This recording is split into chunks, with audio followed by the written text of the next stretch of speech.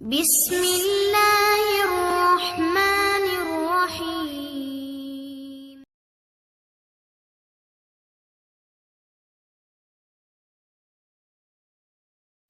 வீட்டு லீஸ ஒத்திக்க அல்லது பேங்க்ல ஏதாவது பணத்தை போட்டு எடுக்கிறது, அதே மாதிரி நகைய அடகு வச்சாதான் சில காரியங்களை எல்லாம் பண்ண முடியுது. சில நிகழ்வுகள் செய்வதாக இருந்தால் பேங்க்ல லோன் வாங்க வேண்டியது இருக்குது. இது மாதிரி ஏராளமான பிரச்சனைகள் ஏராளமான பிரச்சனைகள் இருக்கிறது. வட்டி இல்லாம நம்முடைய வாழ்க்கையை கடப்பது எப்படி அப்படின்னு கேட்கிறாங்க. உண்மையாகவே நாம் வாழ்ந்து கொண்டிருக்கிற காலம் படுமோசமான ஒரு காலகட்டத்தில் நாம் வாழ்ந்து கொண்டிருக்கிறோம்.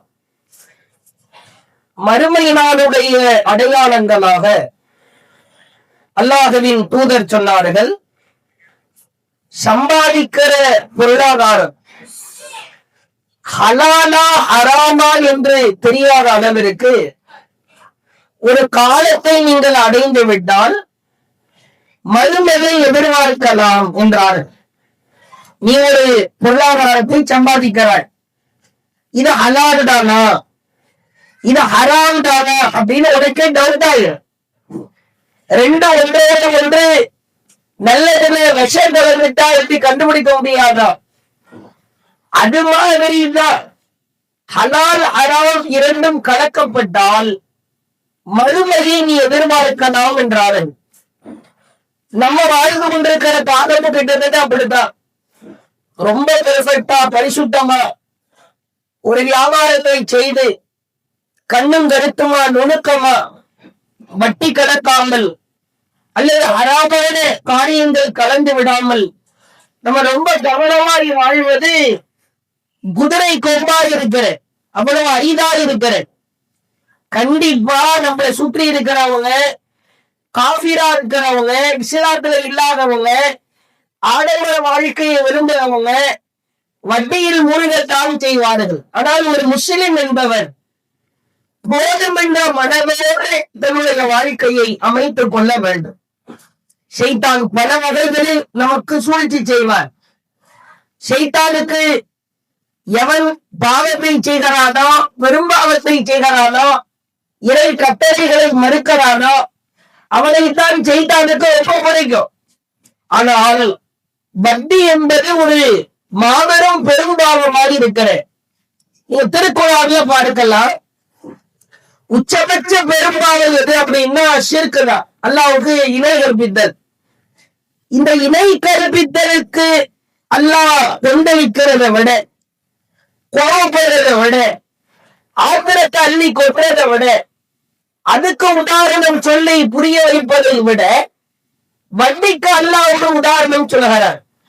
உச்சபட்ச பெரும்பாலும் அல்லாஹ்வுக்கு நிகரா உயிருள்ள உயிரற்ற மனிதர்களையோ அல்லது உயிரற்ற பொருளையோ போயிட்டு நிகராக்குவதுதான் அல்லாஹ்வுக்கு பிடிக்காத ஷிர்க்குன்ற பெரும்பாவம். ஆனா வட்டி சம்பந்தமா அல்லாஹ் பேசுகிறார். யார் வட்டி வாங்குகிறாரோ அல்லது கொடுக்கிறாரோ, வட்டியில் யார் இருக்கிறாரோ அவர் புரிந்து கொள்ளட்டும், அல்லாஹ்வோடு போர் செய்வதற்கு அவர் தயாராகிக் கொள்ளட்டும். இது ரொம்ப உச்சபட்ச வார்த்தை. போர் செய்யறதுன்னு என்ன? நீ வாடா நம்ம 2 பேரும் சண்டை போடலாம் அப்படின்னு ரொம்ப புரிஞ்சுக்குவோம். ஒரு கையில ஆயுதத்தை எடுத்துக்க, நானோட ஆயுதத்தை எடுத்து போடுகிறேன், 20 சண்டை போடலாம்.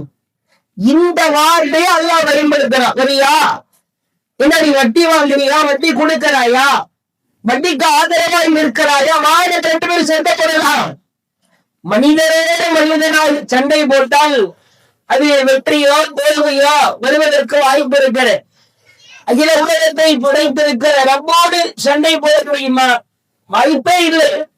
அல்லாஹ் அவ்வளவு கடுப்பாடி போய் பேசுகிறார். அல்லாஹ்வுடைய தூதர் சொன்னாங்க, அல்லாஹ்வின் சாபம் 4 பேர் மீது உண்டாகட்டுமாக. யார் வட்டி வாங்குகிறாரோ, வட்டி கொடுக்கிறாரோ, அதற்கு சாட்சியாக இருக்கிறாரோ, அதற்கு ஆதரவு தெரிவிக்கிறாரா? இந்த நால்வர் மீது அல்லாஹ்வின் சாபம் உண்டாகட்டும். ரப்புடைய சாபம் இறங்கும். சமகால சிரமமான காலகட்டம் தான். ஆனால் இந்த வட்டி என்பது நம்முடைய வாழ்க்கையை சீரழித்து விடும் என்பதை பார்க்கிறார். என்ன செய்வது? எவ்வளவு நமக்கு சிக்கனமாய் இறை அருளை எதிர்பார்த்து வாழ முடியுமோ அதில் அல்லாஹ் பறக்கச் செய்வான். ஆடம்பர வாழ்க்கையை நாம் விரும்பக்கூட, அடுத்தவர்களை அண்ணாந்து வாழ்க்கை கூட. அவன் புதுசா வீடு கட்டிட்டா, கார் வாங்கி விட்டான், நல்ல கதனோடையா வெளிப்படையில மின்னற மாதிரி தெரியுது. எல்லோருடைய பிரச்சனையும் அடுத்தவரை பார்க்கிறதுனால தான் அவரு. பக்கத்து வீட்டு கதீஜாக்கா 62 இன்ச்சு எல்இடி டிவி வாங்கிட்டாங்க, நம்ம எப்ப வாங்க போறோம்? அல்லாஹ்வுடைய தூதர் சொன்னாங்க, நீ பார்க்கிற பொழுது உன் பார்வையை மேலே இருப்பவரை நோக்கி பார்க்காது, உனக்கு கீழ் இருப்பவரை நோக்கி பார். நம்ம வாயத்தான் உடனே மேலதான் பார்க்க. எனக்கு மேல யாரு இருக்கிறாங்க? யாருக்கிட்ட அதிகமான பொருளாதாரம் இருக்கிறது? நீ பாட்டு டிமார்ட் இருக்கிறாங்க, ஏழை பணக்காரர் எதையாவது கையில உள்ளது நாய் வண்டியை தள்ளிட்டு போய் மாதிரி தள்ளிட்டு போறோம். கண்ணுல தெரியறதெல்லாம் அள்ளி போயிடாங்க. என்னோட எவ்வளவு பொருள் வாங்குறேன், 2 மாசத்துக்கு தேவையான பொருளை மாசம் மாசம் வாங்குறான். 2 மாசத்துக்கு தேவையான பொருளை மாசம் மாசம் பிஸ்கட் எடுத்து போடு. மற்றவர் பகட்டினால் ஒரு சீன் போடுறான், கத்து காட்டுறான். அவர் ஹாபியா வச்சிருக்கிறான், நாளை வீணாமா? எவ்வளவோ நபர்கள் வாசல்ல இருக்கிற மளிகை கடையில தான் காய்கறி வாங்கணும், அல்லது ஷாப்பிங் கடையில தான் பொருள் வாங்கணும். அப்பெல்லாம் பத்தா செஞ்சிச்சு. இன்னைக்கு போறது உள்ள போனாலே 6000 ரூபாய் காலு, ரொம்ப கம்மியா செய்றேன், அல்லது 10,000 ரூபாய் காலு. சாதாரண ஒரு குடும்பத்தை சார்ந்தவராக இருந்தாலும் ஒரு 6000 ரூபாய் 5000 ரூபாய் இல்லாம ஒரு ஷாப்பிங் மால்ல இருந்து வெளியே வர முடியுமா? இதையெல்லாம் நாம் ஆடம்பர வாழ்க்கை வாழ்வதில் சுருக்க வேண்டும். அல்லாஹ் பரக்கத் இருக்கிறார். வீண்மையும் செய்யக்கூட. நீங்கள் பாருங்கள், வாடகை வீடு 5000 ரூபாய் இருந்து 10,000 ரூபாய் வாடகை.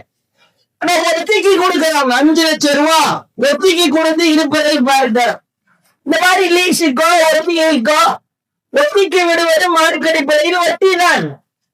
சொன்னால் பலர் புரிந்து கொள்ளாமல் நான் மாசம் 10,000 ரூபாய் கொடுக்கறதுக்கு பதிலா மொத்தமா 5 லட்சம் கொடுத்துட்டா எனக்கு சோபப்பா முடிஞ்சிருந்தேன். 5 லட்சம் எப்படி எப்பா கொடுக்கற? பேங்க்ல ஒட்டி வாங்கிட்டாலே கொடுக்கற, ஏதாவது ஒரு நகை அடகு வைத்துட்டாலே கொடுக்கிறாய். வாடகை என்பது வேறு, ஒத்திக்கு கொடுப்பது என்பது வேறு. இந்த மாதிரியான விஷயங்கள்ல ரொம்ப கவனமா இருக்க வேண்டும். அதே போன்று எத்தனையோ இஸ்லாமிய பெண்கள் நகையை அடகு வைப்பதை பார்க்கிறோம். எப்படி இதுவெல்லாம் உலகத்தில் உறுப்பை எடுக்கிற ஒரு முஸ்லிம் பெண், ஒரு இஸ்லாமிய பெண் வங்கியின் வாசலிலே போய் நின்று கொண்டு நகையை அடகு வைக்க கூடாது, பையன் வாங்கி கேட்டான்னு சொல்லிட்டு ஒரு எருமாறு மாதிரி ஒரு பைக் இருக்கு, போறான். பைக் ஓட்டும் போது அப்படி பாதி சரிந்த நிலையில தான் போறான். 3 லட்சம் ரூபாய் பைக்கு இஎம்ஐல வாங்குறாங்க, அதுல வட்டி சேர்க்கிறேன். ஆப்பிள் ஐபோன் வாங்குறதுக்கு இஎம்ஐயில் வாங்குவதை பார்க்கிறோம். விரைவுக்கேற்ற வீக்கம் என்பார்கள். விரைவு இந்த கோடு நீங்களா, கொஞ்சம் நீங்களா தாக்கு பிடிச்சிக்கலாம். விரைவு மண்டு சைஸ்க்கு நீங்கிச்சுன்னா அது விரைவாக இருக்காது, வெடிச்சிடும். அதே போன்றுதான் நம்முடைய ஒரு சாதாரண வாழ்க்கையில் ஆடம்பரத்தையோ வகத்தையோ பெருமையோ நாம் விரும்பாமல் வாழ்வது ஒரு வகை. 2வது, ஒரு இஸ்லாமியன் அல்லாஹ்வை உறுதியாக நம்பிக்கை வைக்க.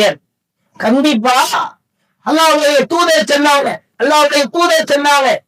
வானத்திலே பறக்கிற பறவையை பார், அதிகாலை அது வயிறு ஒட்டிய நிலையில் தான் செல்கிறது, மாலை திரும்புகிறது, வயிறு முழுமையாக நிறைவடைந்து திரும்புகிறது. இதற்கு உணவை தெரியார்.